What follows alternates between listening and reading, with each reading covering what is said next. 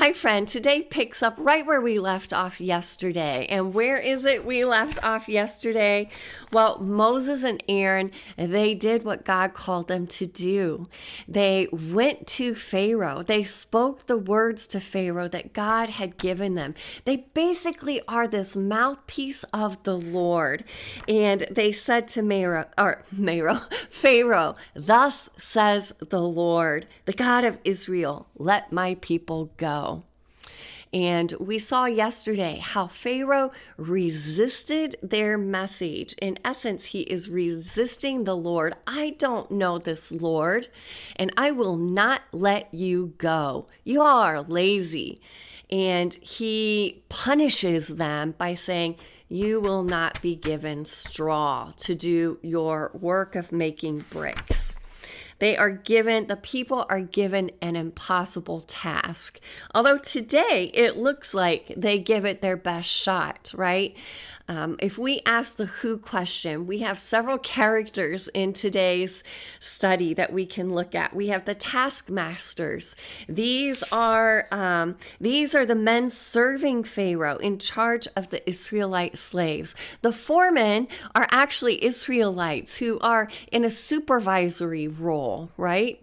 But it is the taskmasters that are making the lives of the Israelites harsh and bitter. It is the taskmasters who are doing Pharaoh's dirty work and just really afflicting, they're brutalizing the Israelites. Exodus 3:7 was the cross-reference, and here's God speaking to Moses. Then the Lord said, I have surely seen the affliction of my people who are in Egypt, and have heard their cry. Because of their taskmasters, I know their suffering. So God sees these taskmasters. He knows that it is the taskmasters making the lives of his people absolutely miserable. They are suffering. If they weren't suffering before, they were suffering before. Now, I don't know what you call this kind of suffering. It's brutal. It's harsh. These people are being afflicted. And it appears that the Israelites try the best as they can. The passage says that the Israelites scatter all over Egypt looking for anything, any stubble, chaff to make these bricks. But they have been given, as we said yesterday, an impossible task. There's no way they can not be given straw and continue to make the same number of bricks. And so the foremen, these supervisors, are beaten and afflicted. They're all afflicted. And the foremen then actually go to Pharaoh. Who do the foremen turn to? They turn to Pharaoh. Pharaoh, hear our plea. What is this that you are doing to your servants? All right. They turn to the government official. And I thought maybe that might be an application for us today. Where do they turn to first? They go to Pharaoh. They go to the government. They go and complain to the government. And I just asked the question, where should they have turned? All right. It doesn't work going to Pharaoh.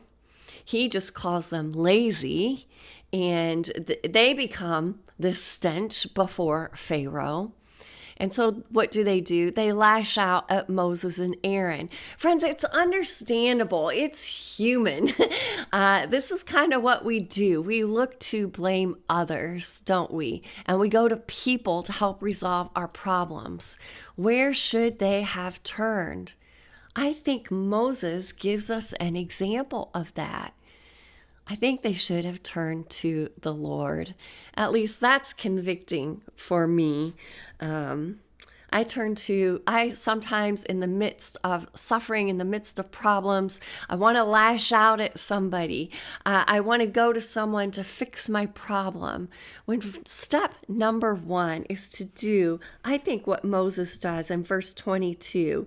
Then Moses turned to the Lord and he cries out to God. He says, oh Lord, that's an evocative. That oh Lord carries a lot of emotion to it. Moses he is stressed. These circumstances are not making sense. And in his distress, he turns to the Lord.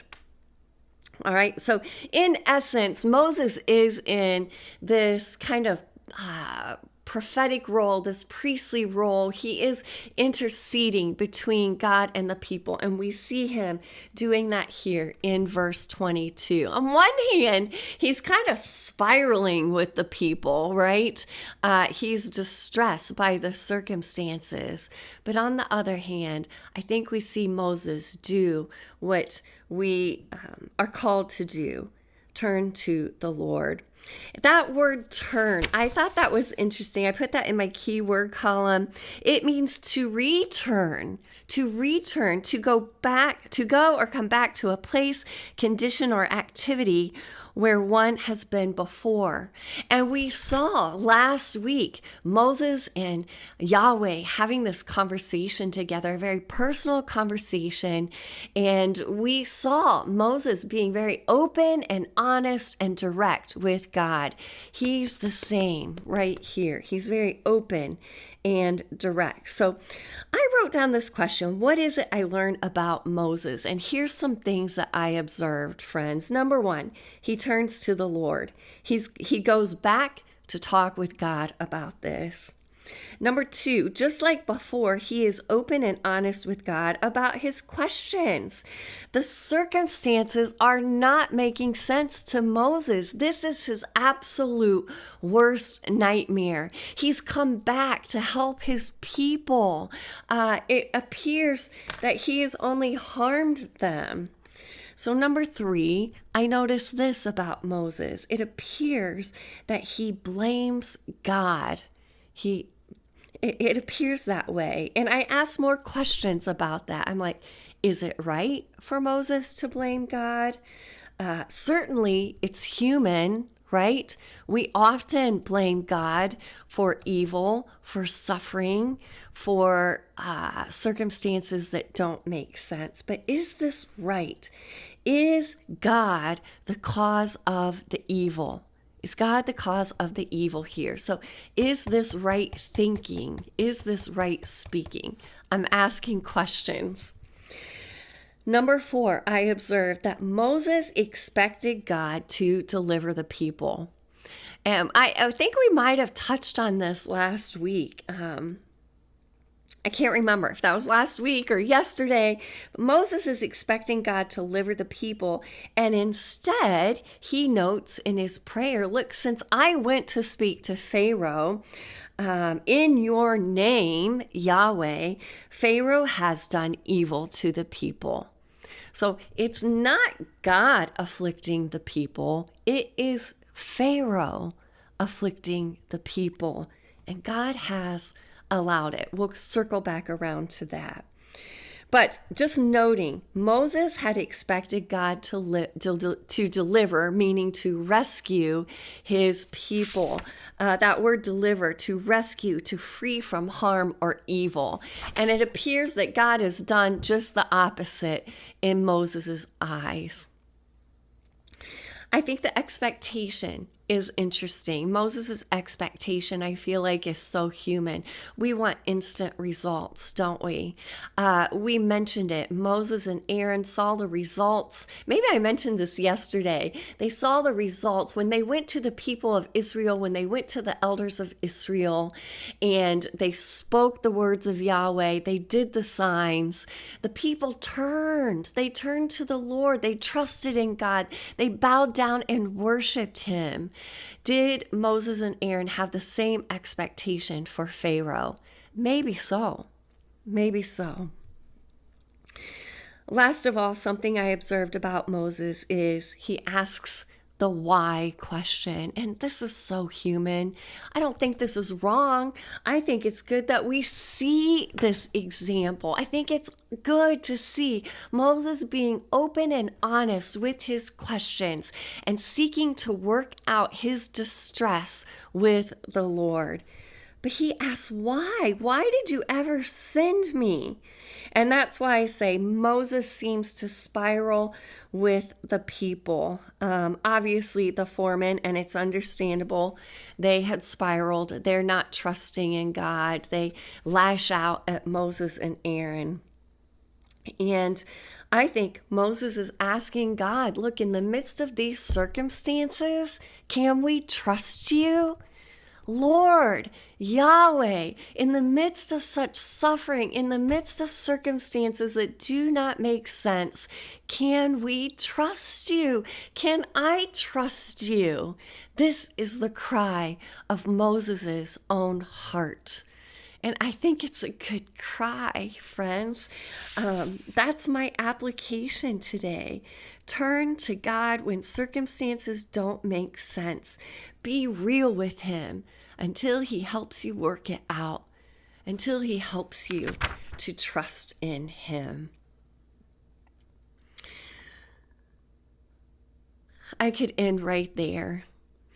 Every day I do ask this question, what is it that I learn about who God is from this passage?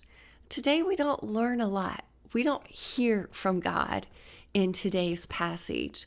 But friend, we learn something through God's silence, don't we? He lets Pharaoh have his own way. Remember, we said yesterday, this battle is between Pharaoh and Yahweh. And Yahweh remains quiet, allowing Pharaoh to have his own way. Pharaoh resists knowing the Lord and obeying him. God knows Pharaoh's heart. And I think the hard part about God allowing for Pharaoh's free will is that innocent people are suffering. And friends, that suffering doesn't make sense. Sometimes in this world, circumstances do not make sense. And the question is, can we trust Him? Can we trust Him?